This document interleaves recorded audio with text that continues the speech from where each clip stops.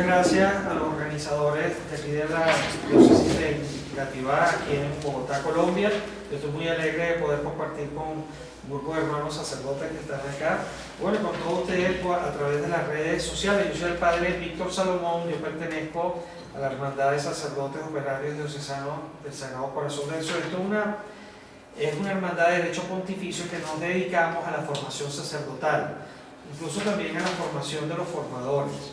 Entonces la primera pregunta que yo quisiera que nos responder aquí es por qué yo que tengo este carisma a la formación sacerdotal, pues estoy aquí hoy en Gativá, Bogotá, Colombia. O sea, ¿cuál es la razón que yo estoy hablando acá del tema de la vida humana? Entonces, para responder a esa pregunta, les cuento una historia de la vida real. A mí me mandan como sacerdote a la Arquidiócesis de Washington, D.C. en el año 2005. En el año 2005 yo llego en septiembre y en octubre el episcopado de todos los Estados Unidos llama a lo que se llama el mes de la defensa de la vida, porque resulta que en los Estados Unidos de 1973 está despenalizado el aborto. Y entonces el episcopado todos los octubres llama a este mes especialmente dedicado para que toda la iglesia se ponga en clave de la defensa de la vida. Entonces mandan estadísticas para que uno prepare la homilía durante ese mes de octubre. Bueno, cuando yo recibí las estadísticas, yo soy sociólogo de profesión antes de que Papá Dios me llamara sacerdote. Cuando yo leí las estadísticas, pues tuve así una fuerte experiencia de sentido de urgencia de comenzar a hacer algo para salvar a los bebés no nacidos y para evitar que las madres pasen por lo que se llama el trauma del aborto y por todas las consecuencias que esto tiene en la sociedad. Y claro, yo comencé a sentir esa urgencia y bueno, pedí permiso a mis superiores para poder trabajar, y bueno, por esa es la razón que estoy aquí. Pero yo quiero compartirles un video donde se ve en el año 2014, unos cuantos años después, hubo una asociación de Estados Unidos que hizo un video que yo creo que lo hizo muy bien a nivel plástico, con uno de esos números que yo leí en el año 2005, claro, agudizado con el paso del tiempo, ¿no? Lo que ustedes van a ver un vaso que se llena con unas bolitas de color rojo. Cada bolita de color rojo que cae en el vaso son 1000 soldados que han muerto en guerras de los Estados Unidos desde la independencia, pasando por todas las guerras, la guerra de Corea, la guerra de Vietnam, etc., hasta la que había en el año 2014. Después, entonces van a ver otros vasos que se llenan con unas bolitas amarillas y rojas que representan a los bebés no nacidos que han sido asesinados por el aborto desde 1973 hasta el año 2014. Un poco como introducción para explicar por qué yo estoy aquí. Entonces lo vamos a ver en este momento.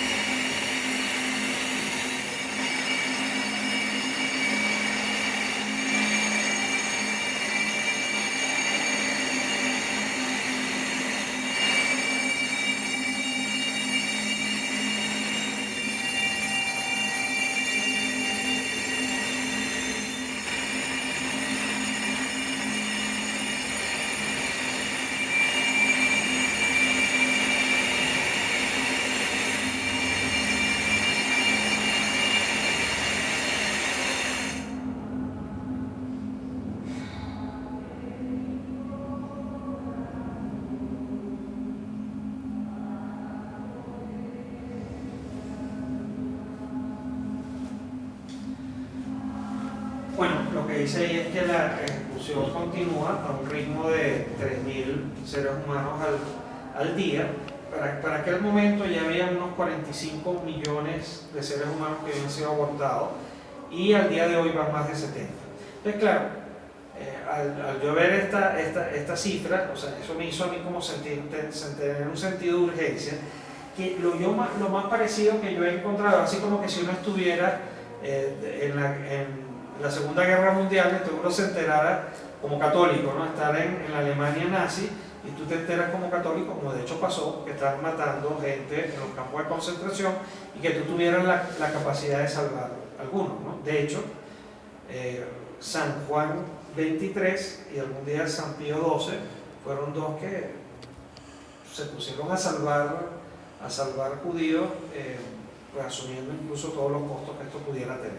Pero la cuestión, lo que yo les voy a compartir ahora, es que, claro, esto sucede en el año 2005. Yo entré al seminario a estudiar en el año 1992 y en el 95 se publicó esta encíclica del Evangelio de la Vida.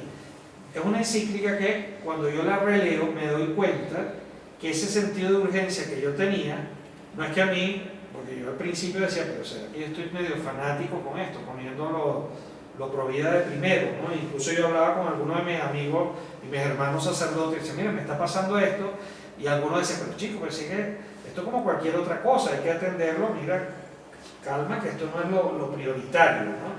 Sin embargo, cuando yo leo esta encíclica del Evangelio de la Vida, y en una clave de un jesuita que se llama Miguel de Viana, yo me doy cuenta que la reflexión teológica hecha por San Juan Pablo II dice que esto tiene que ser prioritario. Entonces lo que yo le voy a presentar es un resumen de la encíclica. La encíclica se podría dar en un semestre completo, de solamente la riqueza que tiene en un semestre, pero yo se lo voy a resumir muy cortico en esta clave teológica de vocacional, ¿no?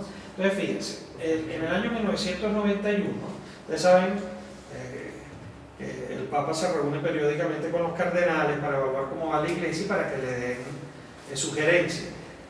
Los cardenales le dicen a San Juan Pablo II que por favor escriba una encíclica sobre las amenazas a la vida humana. Se lo piden así clarito. Entonces, yo creo que San Juan Pablo II se da cuenta de la importancia del tema y comienza un proceso de elaboración de este documento, uno de los que ha llevado más tiempo en la iglesia.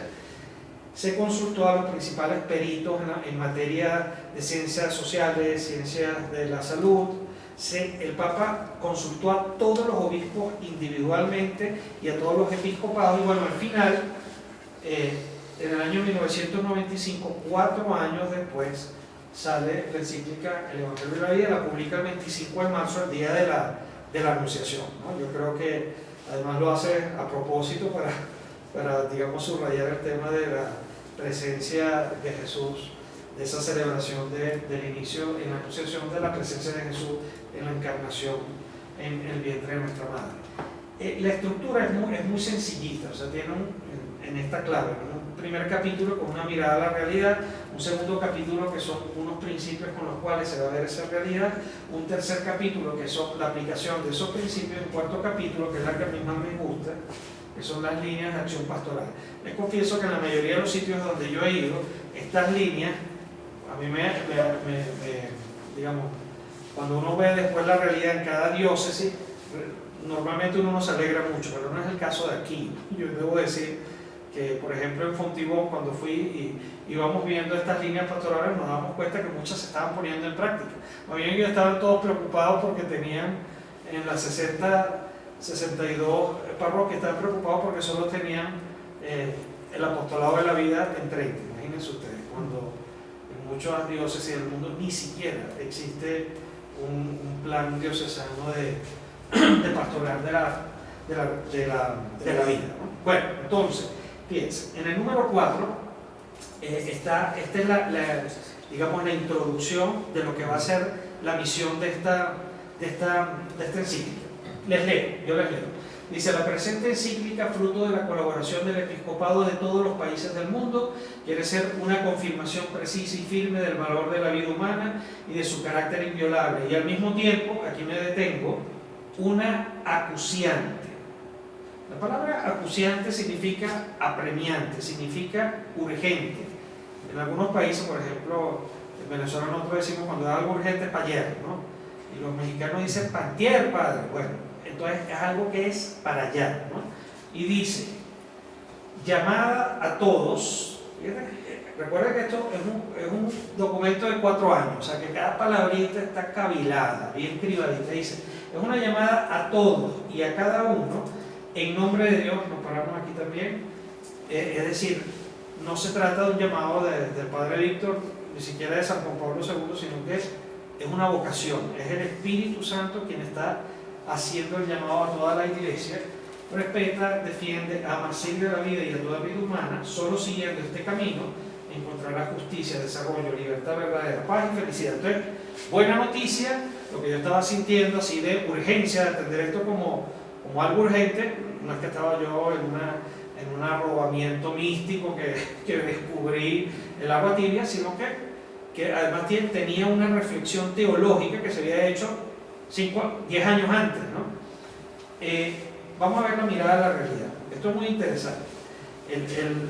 San Juan Pablo II ve en la realidad, estamos en 1995, ustedes vean lo que descubrieron y a ver si se parece a nuestra realidad.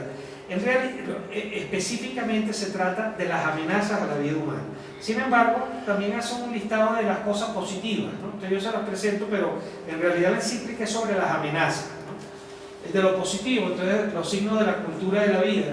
Ven que siguen habiendo esposos abiertos a la vida, familias que están abiertas a la adopción, en algunos países incluso para adoptar a bebés que vienen con problemas de enfermedades. Luego tenemos centros, ayuda a la mujer. Se dan cuenta que ya habían, en el 95, estaban creándose estos centros de ayuda a la mujer, y gracias a Dios han seguido creándose.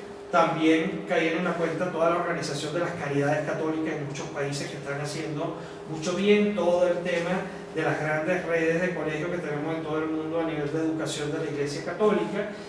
También hacían referencia a cómo los organismos internacionales estaban ayudando en algunas crisis, por ejemplo, de desastres naturales. Claro, con el pasar de los años después pasó que los organismos internacionales pedían a cambio por esa ayuda, por ejemplo, repartir anticonceptivos, etc. Pero en este momento lo que hacen es énfasis en la ayuda humanitaria. Bueno, como por ejemplo está pasando ahora en el caso de la emigración gigantesca que tenemos de nuestros hermanos venezolanos aquí en Colombia, como los organismos internacionales están pasando especies, ayuda en especie, material y dinero. Bueno, hospitales, orfanatorios, ancianatos, todas estas cosas buenas. Se dan cuenta que también, por ejemplo, hay una conciencia en contra de la oposición, en contra de la pena de la muerte, también una sensibilidad en general en contra de la guerra, de las guerras en general. Eso es algo positivo.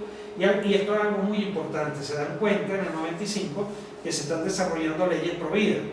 Por ejemplo, en los Estados Unidos sacan un documento que es así de grueso, que se llama Defendiendo la Vida. Entonces, el estudio de las leyes que se han pasado pro vida a nivel de cada uno de los estados, ¿no? Entonces, anualmente, según vayan pasando más leyes pro vida, pues entonces los ponen en un récord. Entonces dice, primer estado pro vida, aquellos que tienen más leyes pro vida; primer estado pro muerte, los 10 primeros estados pro muerte son aquellos que tienen, o sea, son más abiertos a la cultura de la muerte. Por ejemplo, una cosa que a mí me impresionó es que muchos de esos estados que eran los primeros en pro muerte era, por ejemplo, el estado de Nueva York, Nuevo México y California, que es donde tenemos una presencia de hispanos muy significativa.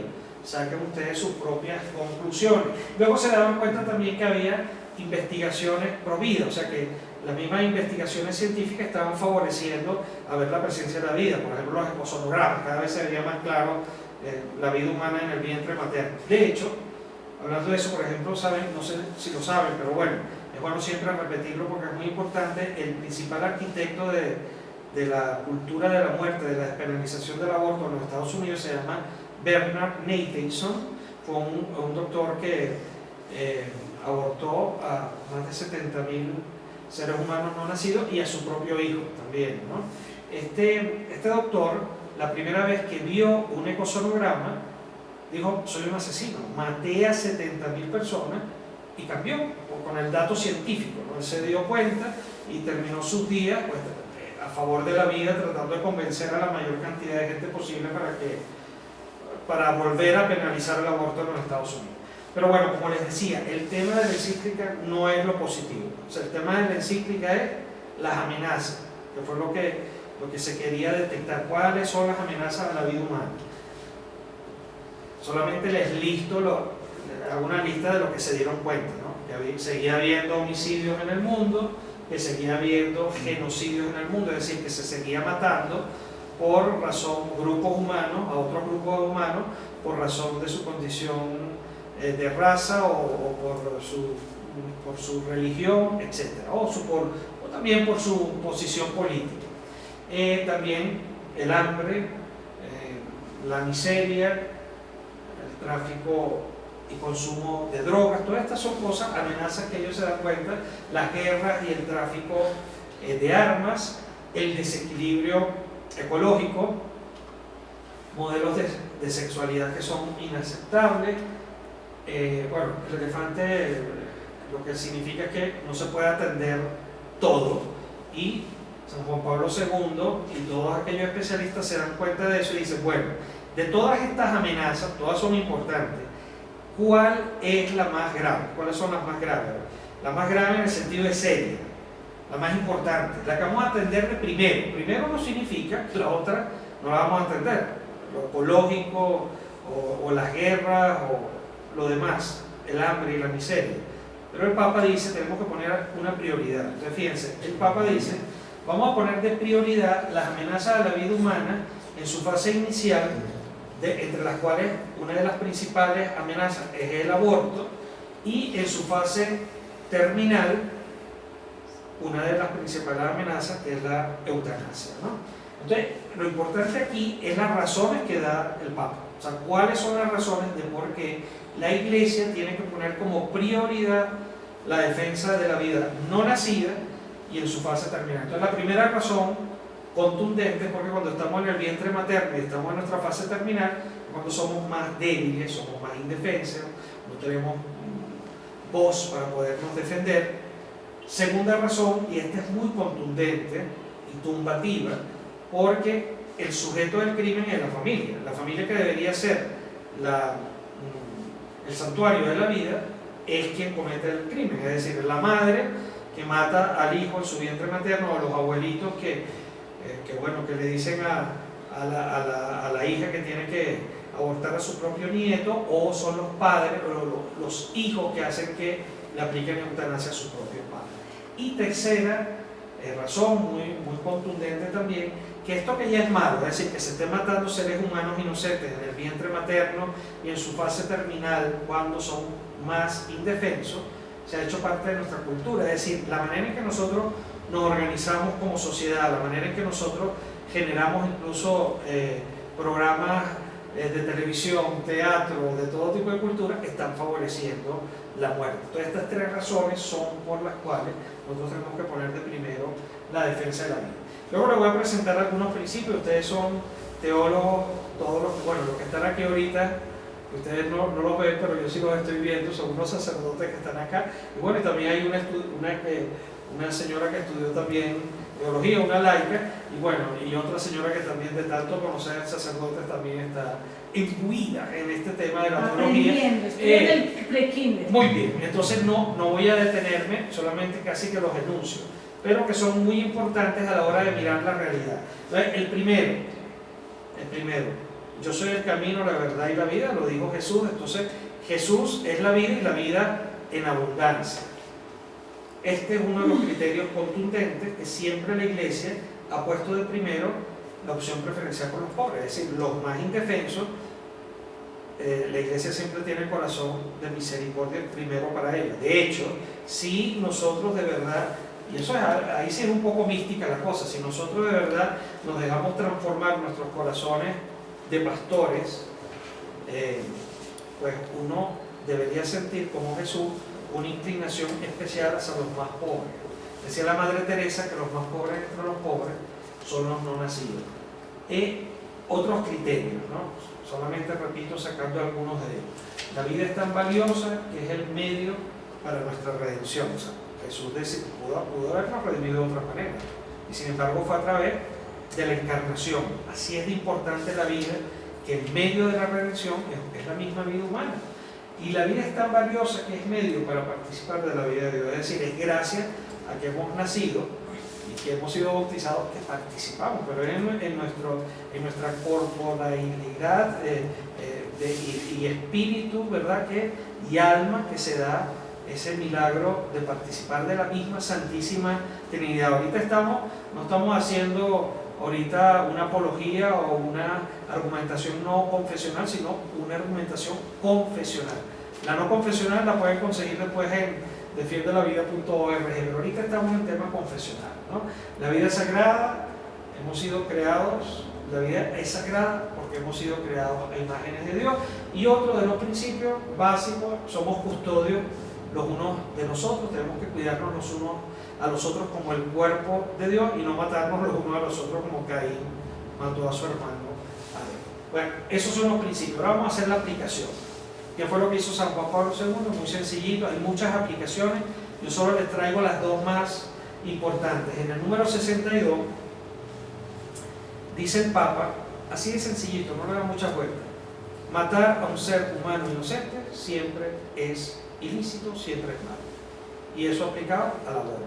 Yo pienso que esa aplicación ustedes la pueden buscar. Yo estoy licenciado en teología dogmática titulado por la Javeriana de Bogotá, y yo estoy convencido, y así lo he presentado en varios sitios, de que este número 62 es el último dogma de fe en materia de costumbres que hizo un Papa, San Juan Pablo II. ¿Por qué? Porque la manera en que él lo presenta, o sea, el dogma de fe requiere que el Papa diga, por ejemplo, yo voy a hablar ahora como sucesor de Pedro, ya he hecho el estudio de todo lo que ha dicho el magisterio sobre este tema, por tanto ahora decreto. Y esa es la fórmula que él utiliza aquí en el número 62.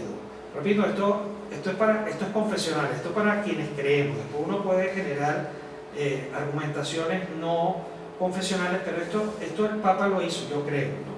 Porque había en aquel momento, y sigue habiendo, algunos católicos, que nos llamamos católicos, que se pueden llamar católicos, especialmente políticos católicos, que apoyan el aborto. Entonces aquí, para que no hubiera duda, o sea, que la Iglesia se pronuncia dogmáticamente cuando hay dudas, cuando hay conflicto, lo puso en forma de dogma de fe, ¿no? En materia de costumbre. Entonces siempre es ilícito matar a un ser humano inocente por el aborto. Y lo mismo se lo aplica en el número 65 a la eutanasia.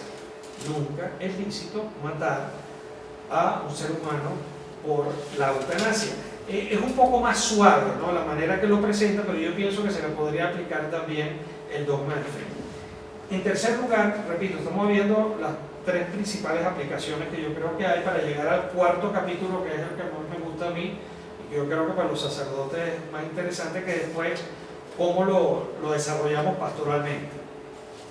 En el número 73, el Papa dice explícitamente: los católicos no podemos obedecer leyes injustas.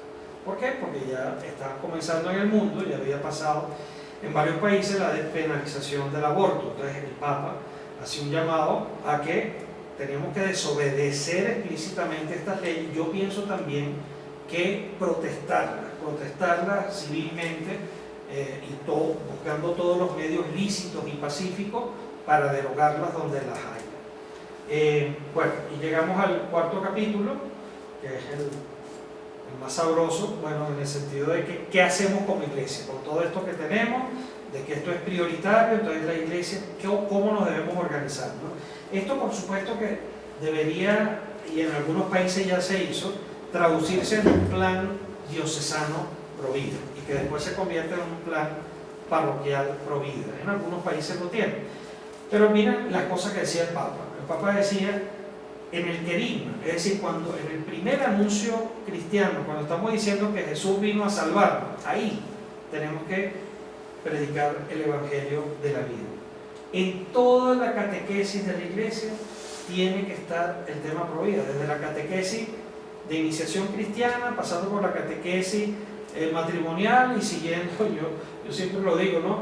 La catequesis o la formación que le dan a los obispos, cuando los hacen obispos, los llevan a Roma y le dan un curso, ¿no? Yo digo que hay que meter este tema también, en esta clave de prioritario, ¿no?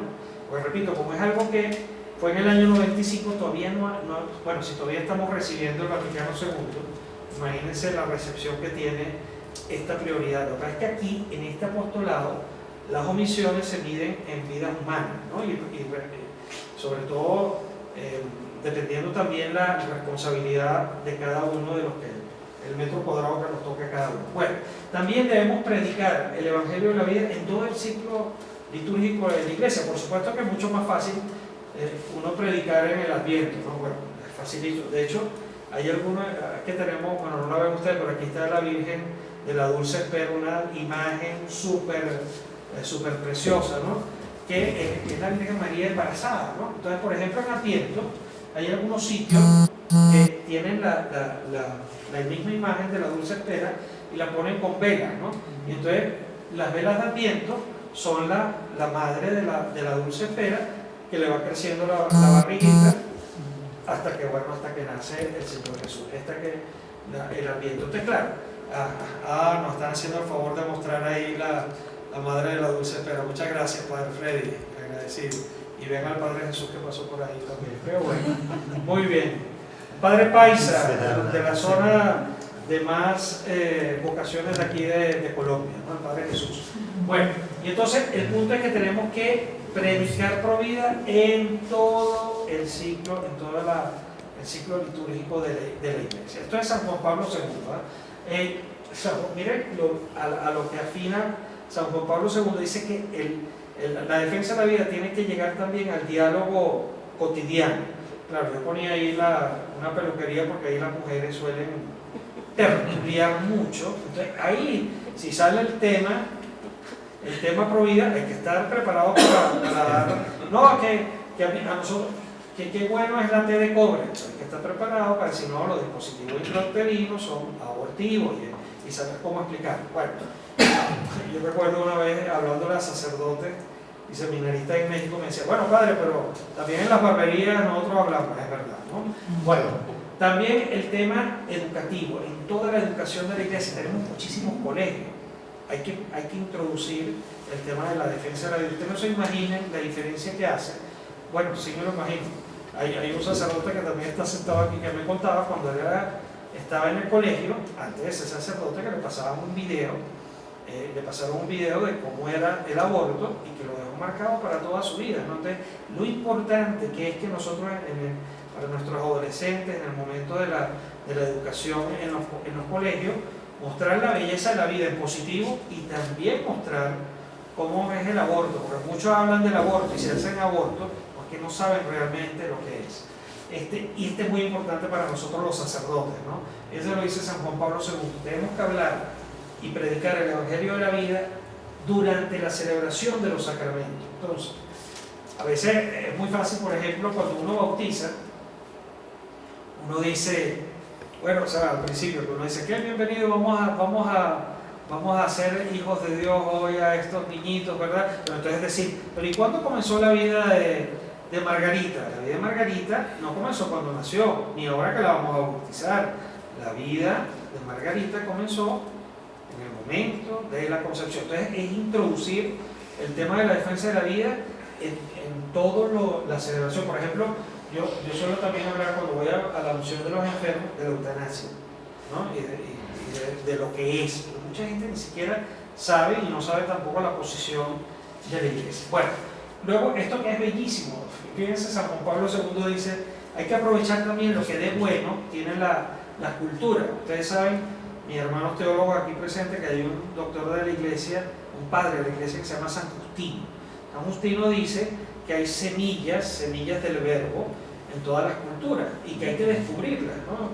Que nacen por sí mismas ahí y que uno tiene que saber detectarlas. Entonces, dice San Juan Pablo II, por ejemplo, uno darse cuenta de dónde se está fomentando el Evangelio de la vida en la cultura, antes incluso del anuncio explícito. Entonces, por ejemplo, yo le ponía el ejemplo, en casi todos nuestros países celebramos los 15 años de las muchachas, ¿verdad? En Corea, ellos celebran los 80 años. O sea, es la conciencia, pero como la super fiesta. O sea, y es una conciencia del valor de la dignidad humana, o sea, que la vida es digna incluso a los 80 años. O sea, es bonito descubrir todo eso. Exactamente, ¿no? Otra cosa que decía San Juan Pablo II, que me dijeron que aquí ya lo hacen, ¿no? Que las conferencias episcopales todas deben tener una jornada por la vida alrededor del 25 de marzo, que es el día de la Anunciación, ¿no?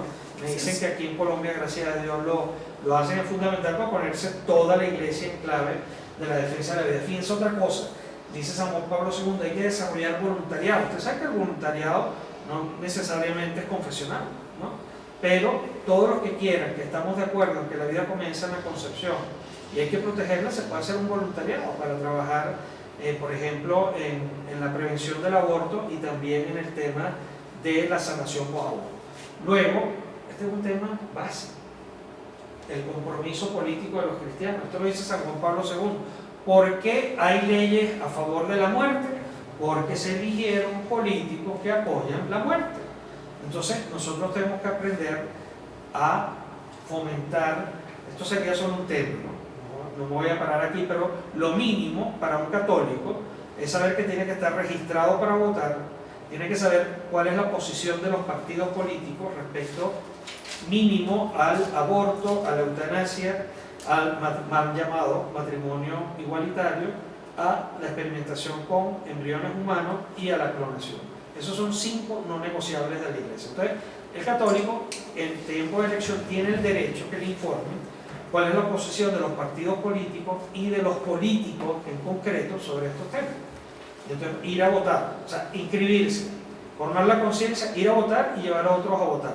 Porque si no, después no nos quejemos de la situación que tenemos en cada sitio. De hecho, hay que aprovechar porque hay otros sitios donde hay dictadura que no podemos ni siquiera votar. Bueno, o votamos sin garantía, no es el caso de Colombia, ¿no? Aquí, por ejemplo, otra cosa que dice San Juan Pablo II, animación social, y por animación social se trata el derecho a protestar. O sea, si uno no está de acuerdo con leyes que son pro muerte, es lícito que salgamos a protestarla. Para eso están los políticos, para que escuchen la mayoría. La mayoría de Colombia de verdad quiere aborto y quiere eutanasia. Bueno, no pareciera eso lo que yo he visto en mi correría apostólica estos días, ¿no? Yo más bien veo gente muy fervorosa, cosa que nunca había visto en otros países, con tanta participación, que pareciera que el día que hagan ese enlace con la vida política puede haber un mejor cambio en este país y en otros, ¿no? Luego, que se siga extendiendo los centros de ayuda a la mujer, que se siga apoyando la familia provida, y esto no sé si existe aquí en Colombia, pero en Estados Unidos se ha desarrollado, se llama Proyecto Gabriel, que son grupos de familias que acogen, organizados desde la parroquia, a mujeres con embarazos en crisis, ¿no? Asesorados desde la parroquia hasta que ellas pueden independizarse. Luego tenemos, San Juan Pablo II también sugería la creación de centros de orientación familiar, ¿no? Donde hubiera equipos de psicólogos, donde hubiese equipos, por ejemplo, para la planificación natural de la sexualidad, de la concepción. Otra cosa que dice San Juan Pablo II es la necesidad de trabajar este tema a nivel interreligioso y con otras confesiones cristianas. O sea, sí, nos podemos poner de acuerdo con otras religiones y con otras confesiones cristianas sobre la defensa de la vida no nacida y en su fase terminal, bendito sea Dios, eso sí, sin perder la identidad. Yo siempre le digo, no es que vamos a ir de la mano de nuestros hermanos evangélicos y de los judíos y terminamos judíos o terminamos evangélicos, no. O sea, desde nuestra identidad católica, ponernos en la misma página con los que estamos en lo mismo, ¿no? Mire, otra cosa muy importante, esto fue profético de San Juan Pablo II. Él dijo que las mujeres que habían tenido aborto, esta muchacha se llama Patricia Sandoval y ha visitado ya Colombia varias veces, que las mujeres que habían tenido aborto iban a ser profetas con su testimonio para evitar el aborto, ¿no? Entonces, hoy por hoy, ustedes también aquí tienen a una heroína colombiana que se llama Mada Rosa Pérez, que fue exmodelo y es actriz. Yo la conozco muy bien, ayer eso no lo voy a contar aquí, pero bueno, ayer estuvimos compartiendo, le conozco muy bien y es una valiente que da testimonio pro vida, ¿no?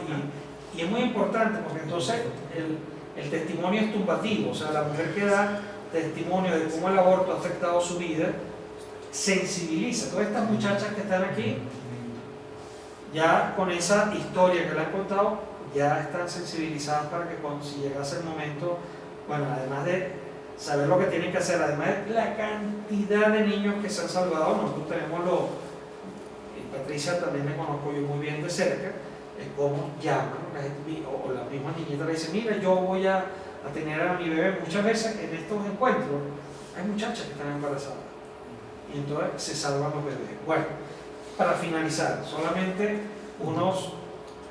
esto suena conocido, ¿verdad? Bueno, algunos retos, ¿no? Solamente para uno, solo se los digo, aquí no sé exactamente la situación de muchas diócesis aquí en Colombia, pero ustedes lo que sí estoy seguro que aquí en Colombia es una de las conferencias episcopales que han dicho que en las parroquias haya comité pro vida parroquial. Entonces, una de las primeras propuestas es que debe haber un plan diocesano de apostolado pro vida, de la dimensión vida, que luego baje a las parroquias como comité pro vida parroquial. Eso no hay que inventar la agua tibia porque ya existe. Entonces, ahí, por ejemplo, en Estados Unidos hay muy buenos planes. En defiendelavida.org, ahí tienen esa información también. Luego, una campaña permanente de oración. O sea, todo este apostolado, y como todo apostolado, el alma es la oración, este también. Yo pienso que en sitios donde son católicos también una campaña respecto al quinto mandamiento, no matar. Mucha gente, es mi experiencia, ¿no? Los que son católicos practicantes a veces, basta con que uno le diga, mira, papá Dios no quiere que tú mates a tu hijo. No tienes que hacer mayor argumentación, sino recordar la doctrina de fe, y la gente lo asume. Claro, para otros no, tienes que ir más allá con otro tipo de argumentación, pero tampoco tener miedo de decir nuestra argumentación católica, ¿no? Luego, esto es otro reto, la teología del cuerpo. Yo no sé cómo está este tema.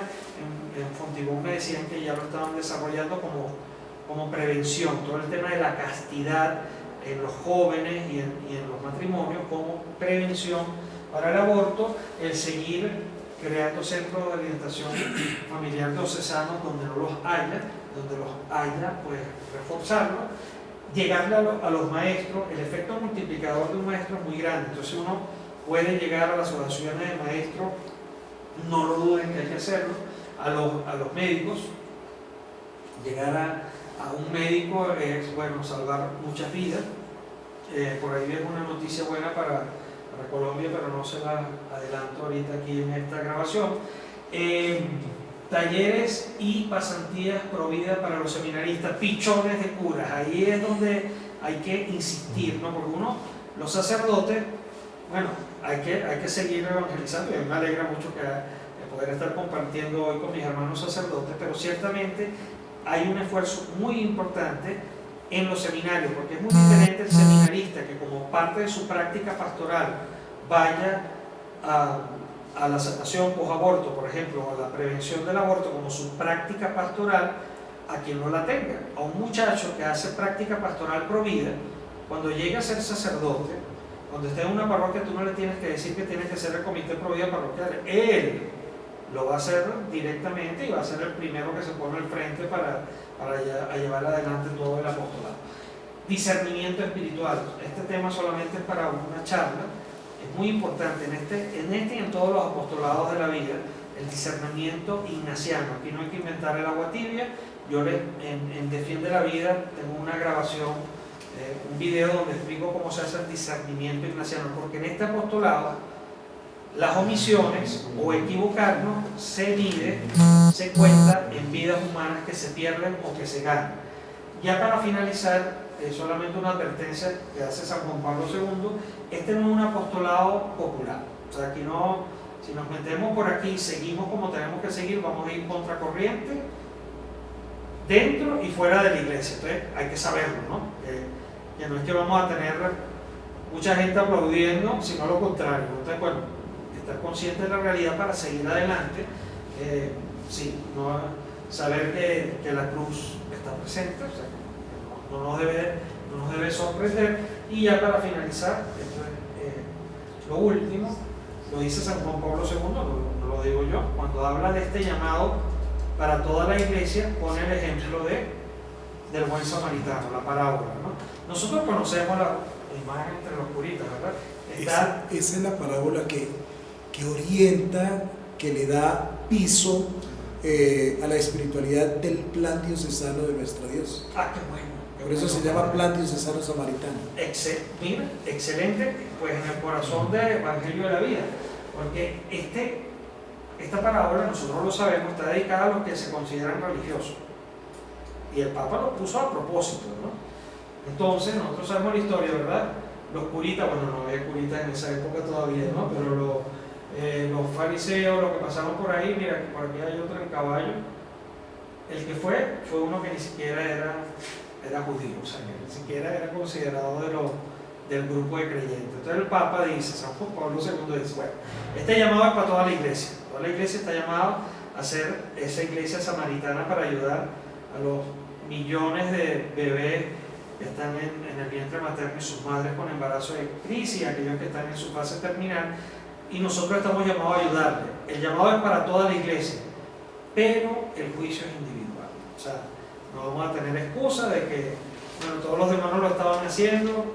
O sea, cuando nos presentemos en el juicio final, Papá Dios nos preguntará a cada uno de nosotros. Bueno, yo espero que todos los que están aquí escuchando el día de hoy a través de esta grabación den una respuesta positiva. Dios los bendiga y muchas gracias. Muy bien.